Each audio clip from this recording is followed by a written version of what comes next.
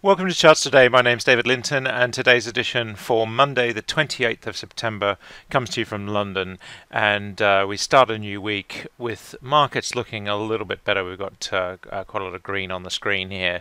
The dollar index is down slightly, but we had the best week we've had since back in March this year, so last week. So we shouldn't be surprised to see a little bit of a sell-off. We're still bullish on that short-term chart, remembering this is my 60-minute, my daily, and my weekly chart. So I have a long-term, medium-term and short-term view of the market with the corresponding point and figure targets.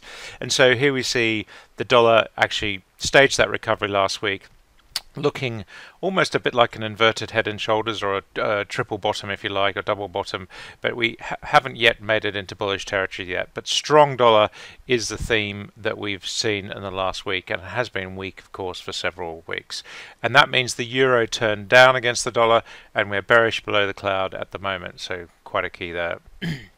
Japanese yen is sitting at 105 against the dollar, so we're seeing a slight decline in the dollar here against the yen, but it did have a better week of course. Sterling against the dollar is sitting at 128.45 this morning. It's ticked up, so it's looking better with that weaker dollar this morning. And against the euro we're back above the 110 mark, so sterling starting to improve there, so that's quite key as well. Looking at Bitcoin, we're sitting at $10,800, so we've moved up a bit over the week on Bitcoin. We're starting to nudge this this previous high that we saw last year at around this $12,000, $13,000 mark. If we can break out there, then that will be good for Bitcoin, and we've got some upside targets to play for. US stock markets ended having a better week last week.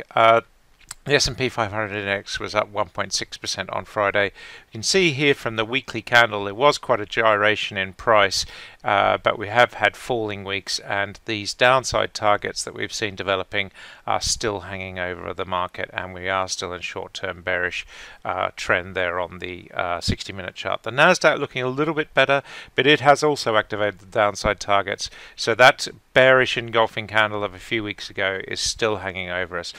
The Dow is up 1.3%, and if we look at the futures this morning, the S&P futures up 0.8% and the Nasdaq E-mini up 1.2%. So it does suggest a stronger showing there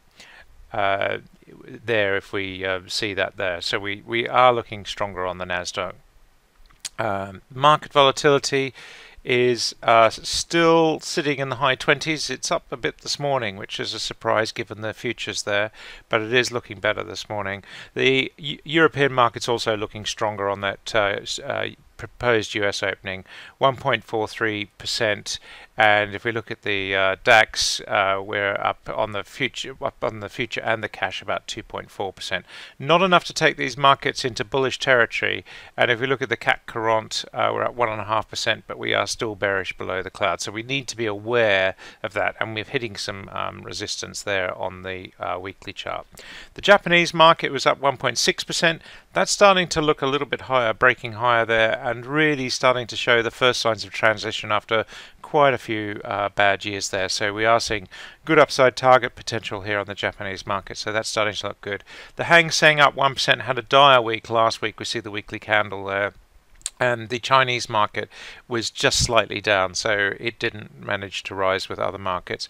The Sensex in India up 1.35%, so that's looking quite strong again, but not enough to take this market bullish either.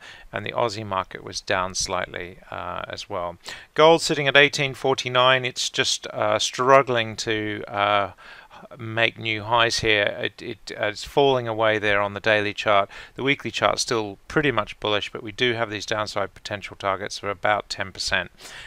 So gold may fall further before these long-term targets and rises are activated. Silver falling back significantly, back to $22. It was as much as $30 just several weeks ago.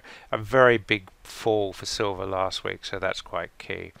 Taking a look at the energy mix now, we've got Brent crude down 2/3% this morning, so Just really this 41.25 level is pretty key. We've got these downside targets hanging over us. We are slightly bearish on Brent at the moment, and if we look at WTI, not quite as bearish. We are holding the above the cloud here a bit better, but we do have these downside targets hanging over us. US nat gas has had a really turbulent time. We fell very heavily and then bounced. That's the week before last, and then last week we bounced back. We saw that big rise there on Wednesday, Thursday last week, but actually just falling away slightly. So it's a very hard call on nat gas. We've got to watch the 1 minute targets there. Coal looking strong, pushing for new highs there, so that's looking strong. Got good upside targets here on coal. $67 is the upside target on the daily chart. Emissions actually up this morning. They were higher, but we are just stuck in this 25-30 euro range. And if we look at MBP, that's up 5% this morning, so that's really motoring to new highs, and TTF is up 2.6. We're quite strong on European gas at the moment, and winter gas has actually broken out this morning. We can just see the price paint there, which has taken the lagging line to a break, so that's looking pretty strong as well. The fact we've broken that key 1340 level on winter gas is quite key. German power is actually up this morning. The chart is bearish below the cloud. We do have downside targets. We are holding on the daily chart. We really do need to break this 43 euro mark convincingly for power to run again, and we do seem to have support at around 40 euros 30. French power not looking so good. We're seeing here a break below the cloud and downside targets, so that's a little bit worrying. And Dutch gas is actually range bound between 40 and 42.75. Czech gas, much the same picture. We've got this range that we need to break. Nordic power not looking so good, so we're down on the Cal. That's just bullish on the medium term daily chart, but bearish on the short term. But the quarterly chart is looking really bearish indeed, so we're seeing a fall away there, downside target to play for, and it's down 3.5% this morning.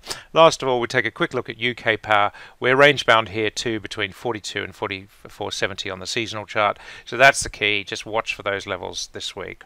That's it for today. Until tomorrow, happy charting. See you then.